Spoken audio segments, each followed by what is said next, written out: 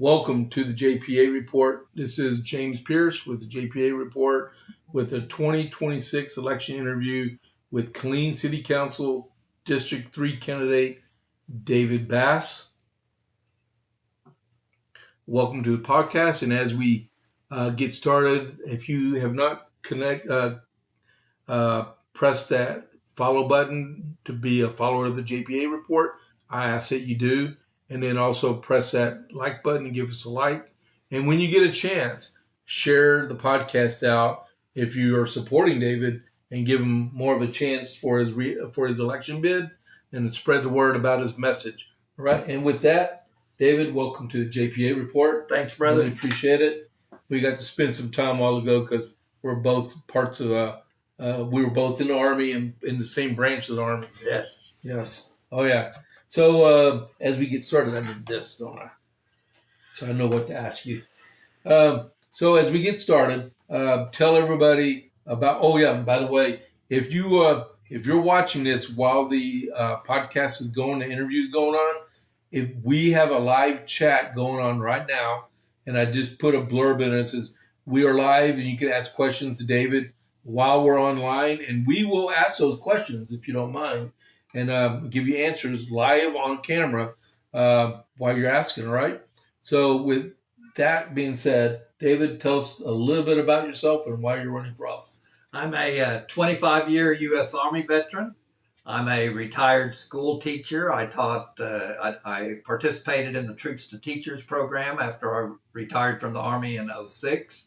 I taught at Ellison High School in Killeen for 10 years. I taught English Language Arts. And I'm the founder of Texas Veterans for Medical Marijuana. We worked with Governor Abbott, Lieutenant Governor Dan Patrick, and the legislature to establish our current Texas Compassionate Use Program. And now I'm running for District 3, Killeen City Council. Okay. That's all you want to talk about? Oh, well, I can talk more. What have you done since you retired from the Army besides with you said you did stuff with medical marijuana? Yes, I taught at Ellison for 10 years, which I really enjoyed because most of my students were military students. So I felt like I was still contributing to our military community and helping families out at Fort Hood and our retirees. And then I became interested in the issue of medical cannabis because I met so many of our veterans who were dealing with post-traumatic stress disorder and traumatic brain injury and chronic pain from injuries. And the VA answer was, here's a bag of pills. Take all these pills every day for the rest of your life. And I hoped that there was an alternative to that. And so we researched medical cannabis. We started talking about it with our legislators, including Representative Brad Buckley, Senator Pete Flores, the Lieutenant Governor, Governor Abbott. And after 10 years, we were successful in establishing what I believe is a really good, regulated medical cannabis program. And Lieutenant Governor Dan Patrick told us that our Texas Compassionate Use Program is an example for how to do it right for the other 49 states. So We're proud of that. And after the last legislative session, thanks to the Lieutenant Governor and the Governor, we accomplished all of our goals for that program. So I retired from medical cannabis advocacy, and then it just so happened that Nina Cobb resigned in District 3. So I decided this would be my next work is to carry on the work of District 3. Okay, cool. And it's more than just a 12-month stint. It's 18 months, right? Her term expires in November 27th. And if I'm successful to get elected, and if I'm successful in my work as a councilman, I will file to run again in 2027. Okay, cool. All right. So what is your plan to ensure Killeen's first responders have the resources and staffing levels needed to maintain safety as the city grows? I'm a proud graduate of the Killeen Citizens Police Academy. So I got to see our police officers close up, the entire department close up, the SWAT team, the K9 units. I got to go on ride-alongs with our police officers.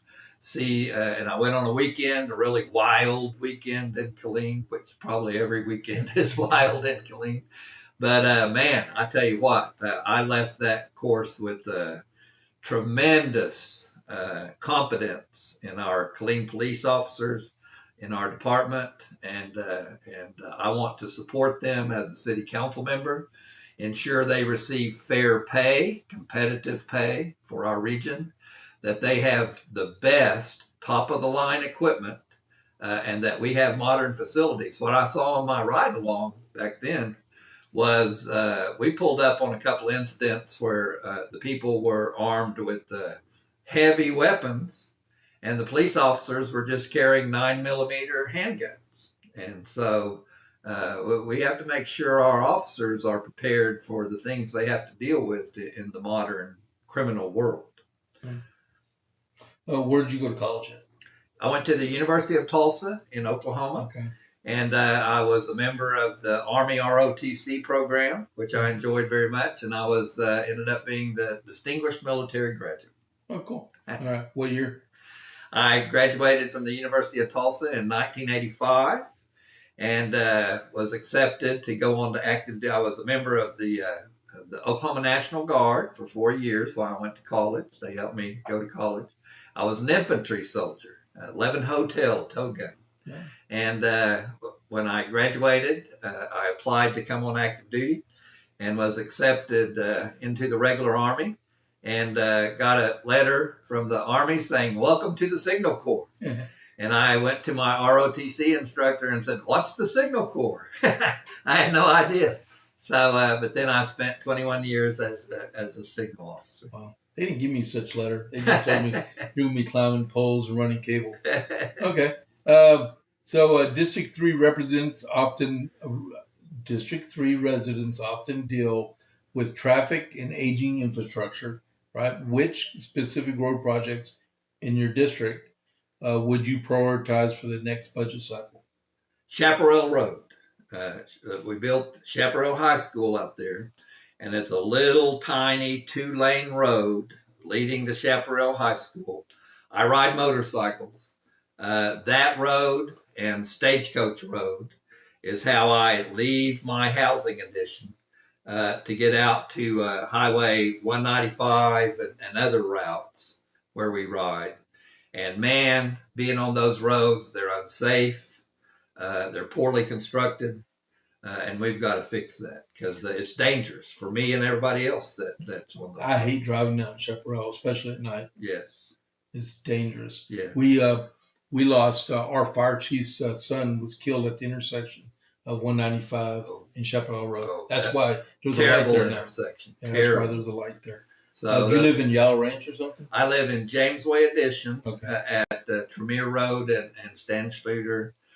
Minos is there. And my wife and I purchased that home when we were stationed at Fort Hood, and we purchased it in 1996. Okay. All right. Let's see. Killeen Animal Services has recently seen a high intake levels. Do you support increasing funding or restructuring the shelter's operations to improve adoption rates and reduce the stray population? Yes, I do support that. My wife and I are dog people.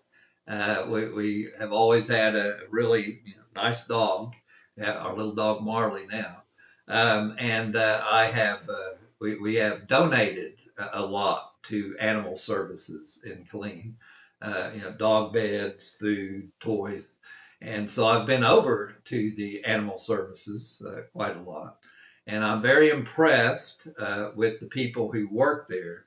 But yes, we need to it breaks my heart to see people get tired of their animals, or they PCS, or whatever the situation is, and they just let them loose in our neighborhoods, and it's just tragic. So yes, they need to be adequately funded. They need to have modern facilities, and we need to practice the most uh, uh, sympathetic policy toward these animals. Have you seen our new animal shelter? No. We just built like a $4.3 million animal shelter. Oh, I'll go look at Right, it. just about a mile and a half from I'll here. go look I'll at give it. you directions when we're done. That's something that's serious because we just did a chipping ordinance here too. Mhm. But they were telling us that there's a I've never done it, and I'm a military veteran like you. But people just let their dogs loose when they PCS. Yeah. Well, not just veterans, but civilians do too. Yes, they do. When they move or they get a new job or their living situation. It's not fair they pawn it off and say it's veterans, but Yeah. it's civilians that do Absolutely. it also. Yeah. There's a lot more civilians out here than veterans. A lot of them like, hey, we're going to Dallas. Check you later. We can't really take the dog with us, so they let them loose. I'm like, that's crazy. Yeah, it's inhumane. Breaks my heart. Yeah. Oh yeah. Our dogs. You saw our two dogs. They're part of our family. Right. Yeah. I claim the cats, but dogs are part of the family.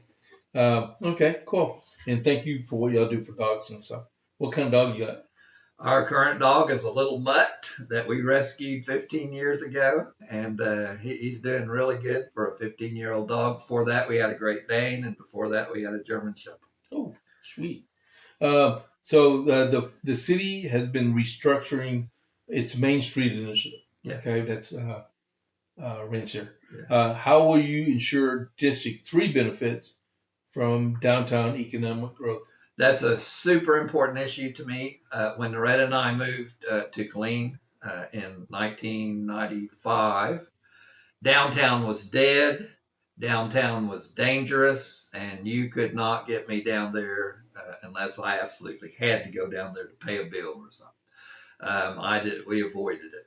And Killeen has done a good job revitalizing our downtown. Still have a lot of work to do. There's tremendous challenges. But I've started going down there for events and the festivals. I was down there Saturday for our Craw Fest. It was packed. The music, we had a Battle of the Bands sponsored by Southern Roots Brewing Company. The music was fantastic. The food was incredible.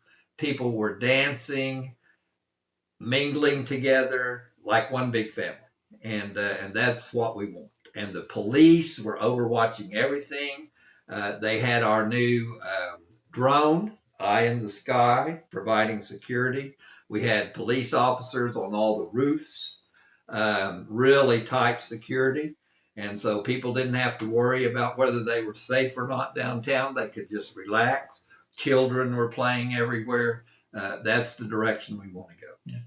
And there's really, man, y'all are so built up in that area. Where could you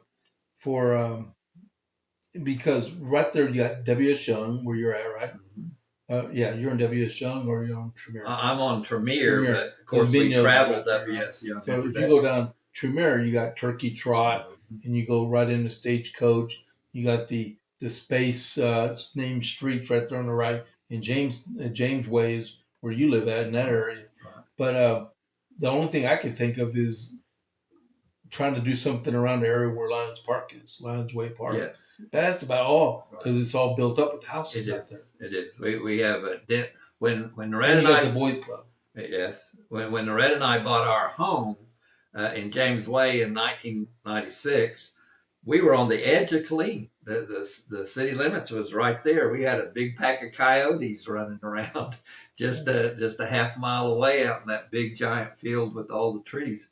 And now we're in the middle of town. So that whole area is all dense now with population. We enjoy where we live now. Everything's right there.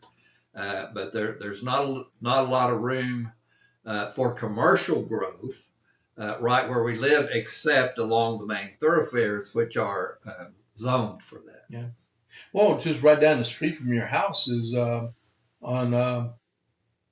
what do you call it?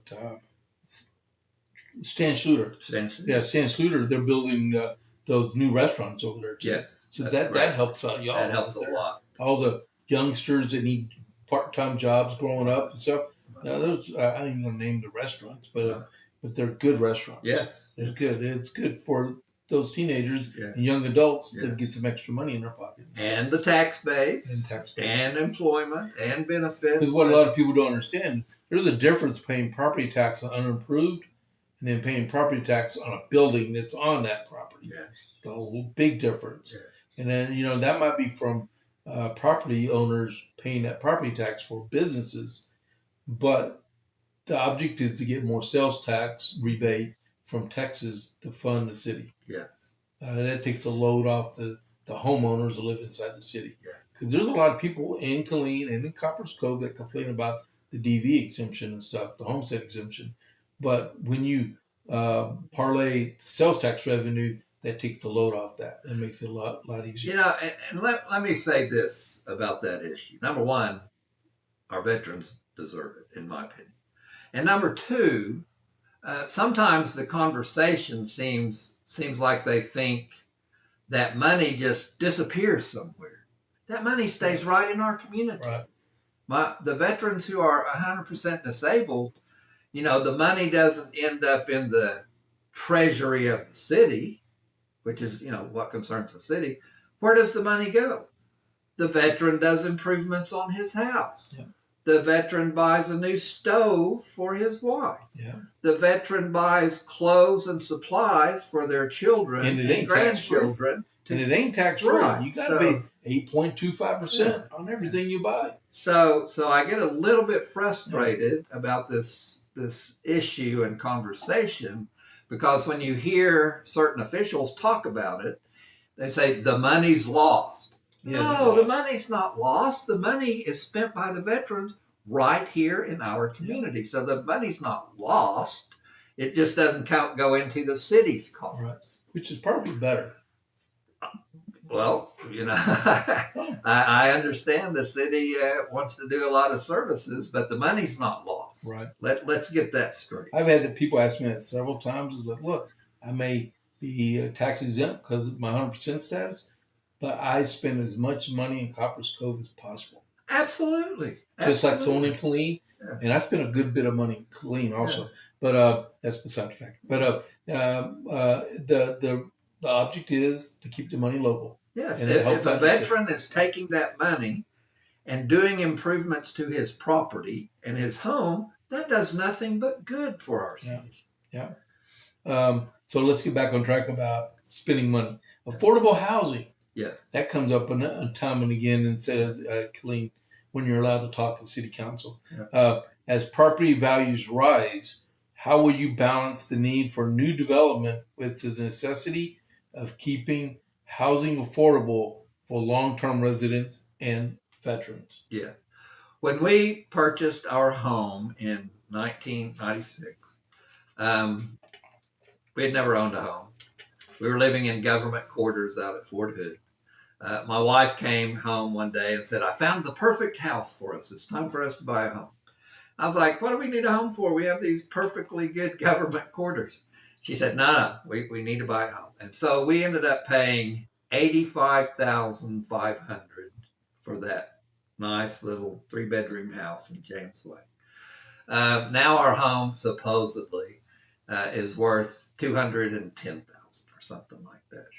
So, if I'm a young officer out at Fort Hood and I want to buy a home, a pre-owned home, I got to come up with $210,000. So, that's a little bit more challenging than 85.5. So, yes, we need affordable housing, and we need to be sure when we build new homes, we have the infrastructure there for them. And I am very appreciative of the Governor Abbott's efforts to lower the property taxes. So that's difficult to balance all that together. But we never need to lose sight of the fact that our young families need to be able to buy a home. Yeah, that's the best investment we ever made. My wife talked me into it, and that was the best thing we've ever done is buy that home. Yeah, first house we ever bought was when I got stationed here as DD7. So it's like we just stayed in rent and quarters until I counseled my soldiers on that too. Don't buy a house. Wait. Right. Just wait. Right. 'Cause you need that money. Right. Yeah. It's different nowadays, Yeah. but it is different. So, what specific initiatives, incentives, or policy changes would you advocate for to attract small businesses in the District 3 area? You know, And you can expand it fully clean because as a city councilman, you just don't represent District 3, but you're part of the city council. Right. Well, I think the first step is to review our ordinances and review the city policies from the point of view of a person that's a small business owner and is trying to decide, am I going to establish my business in Copper's Cove? Am I going to establish my business in Belton? Where am I going to put it? And when they examine that, I want them to know that our ordinances and our city policies are the best ordinances and policies that will set them up for success in Killeen so that they can open their business there. They can hire our workers, pay wages, pay benefits. And so we need to make sure that our ordinances and policies accomplish that goal. I read an article just a few days ago. It said in Austin, if you go to establish a new business, small business, there are 105 steps in the approval process, and it's going to cost you a minimum of $9,000. Now, what a nightmare. Yeah. What a horrible nightmare. I'm going to go to the city next to mine and pay a lot less. And that article says that's exactly why the small businesses, the small family-owned businesses are disappearing from Austin, and multinational, corporations are establishing themselves instead because they can pay people to do all that. But a mom and pop, they can't afford it. They can't wait, and it takes sometimes up to a year. Yeah. And so we have to make sure that we're not in that situation of Killeen. I remember there was a situation where the city was charging food trucks $85 or something like that, a fine if they put up a little flag. We can't do stuff like that. That's advertising. Yes. Yeah. I won't get into that, man. Because I'm a pro small business person. Me too. I was a small business owner. Yeah. So I know South Killeen doesn't have as much of a problem, but in the north side of Killeen, they label that as like a food desert. Yes. And I know that's way outside of District 3. Right. But do you have any ideas what the city could do to entice a grocer to want to try to establish a grocery store for the north side of Killeen? I attend St. Joseph Catholic Church. That's the north side. And so when I travel to church, I leave my house on Velma Drive. I drive all the way across town, south to north. And man, it is a different look, different terrain, different conditions of the roads the further north you go. So yes, we have to solve that issue. And every single campaign, I've been going to all the campaign. We have 15 at-large candidates. So I've been trying to go to their events. And every single time the grocery store comes up. And so that is, I guess, the number one concern of citizens on the north side. I know the city struggled with it. And so I hope, as a city council member, we can attract a grocery store over there. I know all the reasons that we've been told that a grocery store won't establish over there right now. But we have to create, like I said, the environment, the policies, where somebody will do that. As an NCO in the Army, I was taught nothing is impossible until you prove it impossible. We can't give up on it. You got to find yes. Yes. You got to find yes. There's got to be a yes out there to make it work. Yes. You can't keep accepting no. Right. Because that's unacceptable. And the city has the property to give to a grocery store, so that's good. But we have to right over there by St. Joseph Church. Yeah. And so we have to find the grocer that will do that. That wants to come in. Right. And it's their investment anyway. Right. We can't force someone to come in. Right. But if you make it acceptable for them to come in, right, then maybe they'll take that risk. Yeah. It's always a risk, you know. Yeah. And part of that has to do with the infrastructure over there on the north side, the roads, because they've got to get 18-wheelers in, you know, and so the roads play into that issue. They have to be able to get their produce in, get the trucks out, 24/7. Yeah, I was telling another city council candidate I was interviewing that's like, if you're in W.S. Young and you get to Rancier, you better be going 4 miles an hour or less, because they got the dips right there on both sides. On the north side of Rancier and W.S. Young, and on the south side of W.S. Young.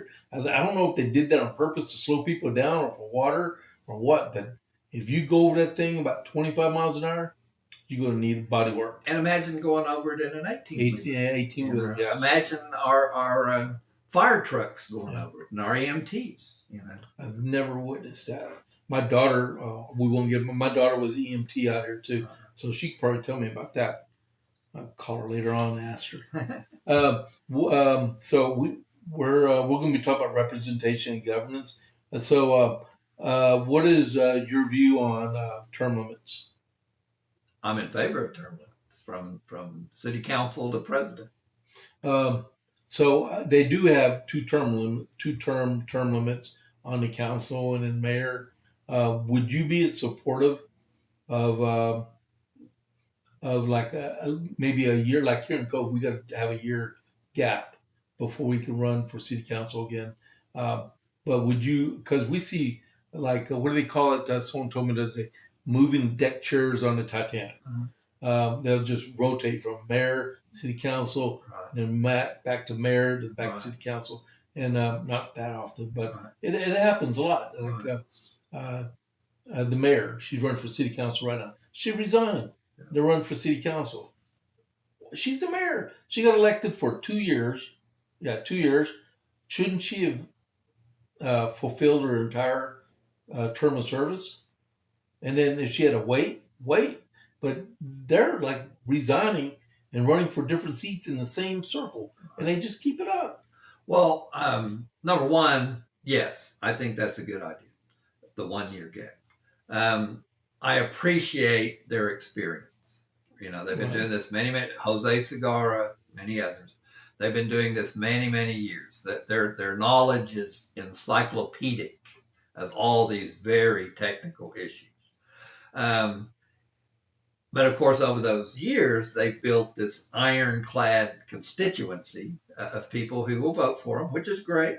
Nothing wrong with that. That's the object. But someone like me, who's never run for office, that's a steep hill to climb, because they have name recognition. They have their 1,000 voters who's going to vote for them. And so a person like me who says, well, I think I could, do some good things on city council, I have to start from square one. Name recognition, one voter at a time. And that's a steep hill to climb. And so I don't think that's a bad idea to have that 1 year gap. Take a break. You can still contribute. You can still contribute during that 1 year. And then fire the machine back up and run again. But let's give some new people a chance from time to time. Well, I'm friends with most of them, but friends are friends. Business is a different avenue of respect. Because just like Cove, Killeen needs proper representation and fresh leadership from time to time. Yeah. Because if you're looking at the same thing over and over again, it's like throwing mud on a wall. Is it going to stick or is it going to fall? What's the definition of stupidity? Trying the same thing over and over and over again, and you get the same result. Yeah. Try something new. Right. I think that's a good point of discussion. I get very frustrated with Congress. People that have been in Congress for 50 years. We don't need to go there. We will not chase that squirrel at all. You can listen to my regular podcast and chase that squirrel. Because I lay into them. Let's give some new people a chance. Oh, yeah. Well, what about in the city council? when unelected person wants to speak to the council itself with citizens forum. I feel very strongly. I was very disappointed. I understand why they did it, but I was very disappointed then. I'm very disappointed now. I'm running on the idea that every citizen in Killeen should be able to go in front of the city council for their minutes and discuss any issue that they're concerned about, whether it's on the agenda or not. You can't just wait. How many months are you going to have to wait till maybe that issue pops up on the agenda? Right. That doesn't make any sense to me. If I have an issue in my neighborhood right this minute that I believe the city council can help us with, I should be able to go to the next city council meeting and say, council members, here's our issue in our neighborhood. I want you to know about it. I want you to do something about it. Not just, hope and pray it pops up on the agenda sometime. Right. Yeah. What is it? So back in 2018, 2018 or 2019, that's when the legislative session met.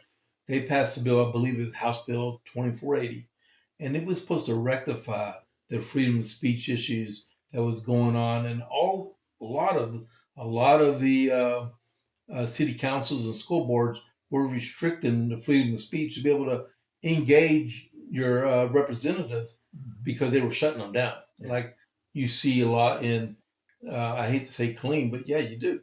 But that 2480 was supposed to alleviate that. It was. In the Texas scorecard, it talks about that today, in the day's Texas scorecard, about freedom of speech. Is it too restrictive? Is it restrictive enough? Or just leave it alone? I can't wait to see the results of it tomorrow, but I can bet you right now that everyone's going to say it's too restrictive.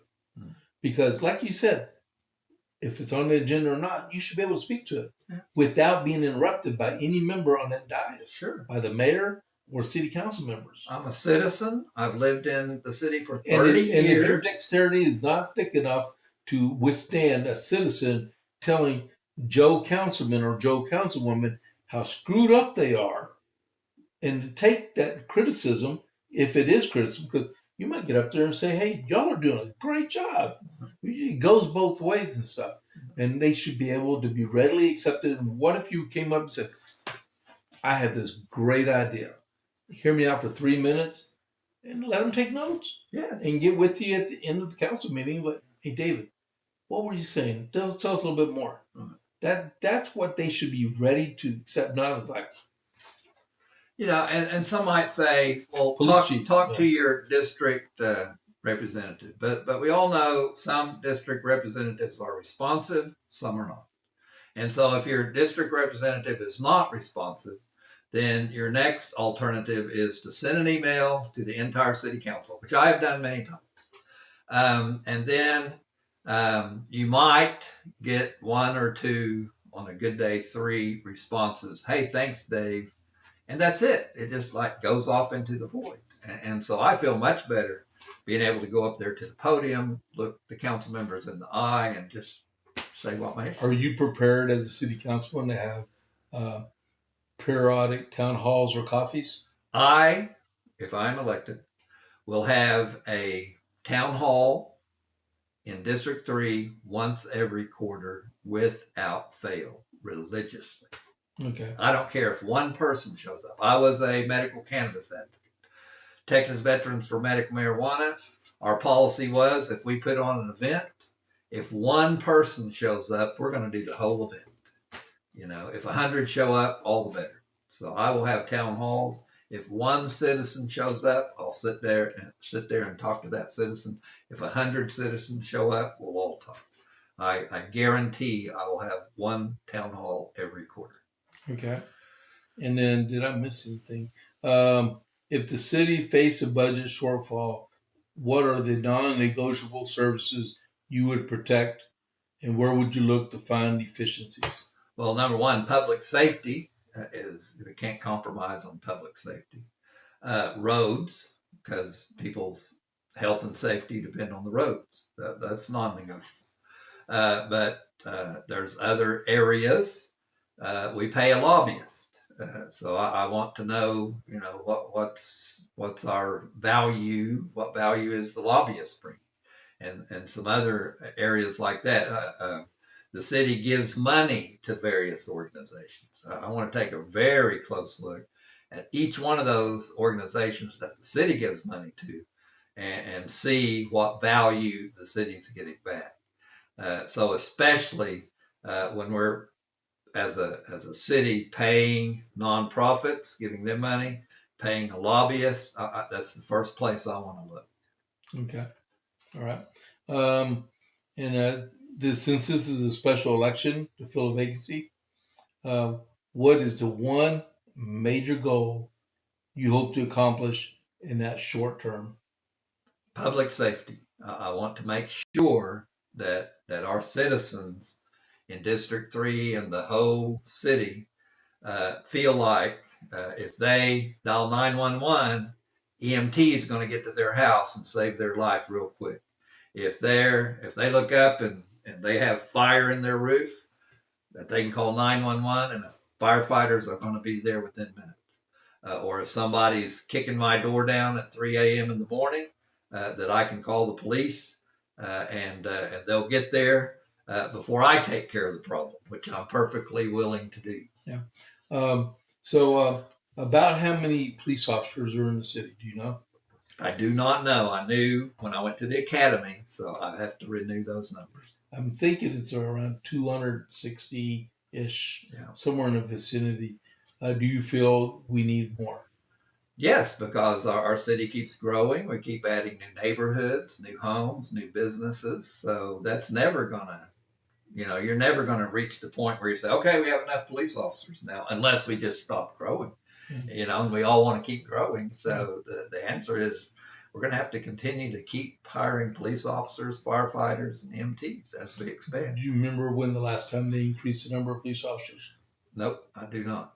I will find out. I don't either. Yeah, I'll find out. Because, like you said, with the increase of population, you do need to increase the number of police officers to keep that ratio within a manageable. Because if you're out there and you're doing some type of community policing, you want to get those sector officers out there a chance to meet their constituents, so they can know them. And it's like, hey, Joe, this is James, and our firefighters and our law enforcement officers and our EMTs need adequate rest. Yes. It's just like pilots, combat pilots. It's just like infantry fighters.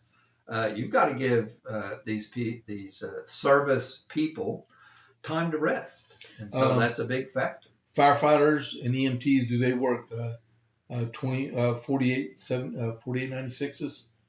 I don't know. I received a questionnaire from the Firefighters Association. I hope they will endorse me. And so that's on my list of things to do, because I see that on there. I scanned it and I see that they have a question on there about time on and time off and what they feel that they need. So I want to take a real close look at that. I know most firefighters do 2472s or 4896s. And a lot of the departments around there been going at 4896s. Right. That's a lot of time off. It's like, do you forget how to be a firefighter in that amount of time?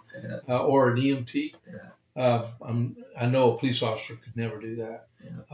Well, you know what the shift is for a police officer? I do not. Me either. I'll find out that. I'm really going to take a real strong look at that, because you and me were Signal Corps. We know how it is working 18, 20-hour shifts, and then sleeping 4 hours, and then going right back to work. And so, and your capability degrades if you don't get enough rest. Right. So we have that. That's very important. You don't want to put someone's life on the line. Absolutely. Yeah. At all. Yeah. At all. Do the Killeen police officers and firefighters make enough, or do they need a pay raise?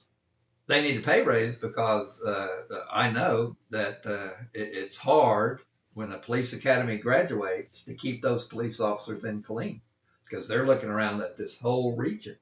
And so if we're paying the least, that makes it really difficult to keep them in Killeen. So I think we're going to have to maybe make some sacrifices, but we got to have the law enforcement. Okay. So that's about all the questions I have. And so this is your opportunity to ask people for your vote and why you're running. If you live in District 3, if you have family, friends in District 3, ask them to vote for David Bass. I'm number 2 on the ballot. And my priorities are that we have a safe city, that we drive on safe, well-constructed roads, that we are business friendly, and that you, me, every citizen, if we have an issue, can go bring that issue to our city council and tell them what our issue is and believe that they will respond and help us with that issue. All right. Well, thank you very much. Thanks, man. Yeah, Appreciate it. Thank you all for watching the part of video on demand at this point. And then don't forget to follow the podcast by clicking the follow button and the like button, and share the podcast amongst your friends for David here. And don't forget, I do the morning brief from 6:30 to 7 on this channel, and from 12 to 1 I do the JP8 report. I'd be happy to see y'all tune in and listen to what I have to say. And thank y'all very much for tuning in. And this is James Pierce with the JP8 report. I catch you on the flip side. I'm out.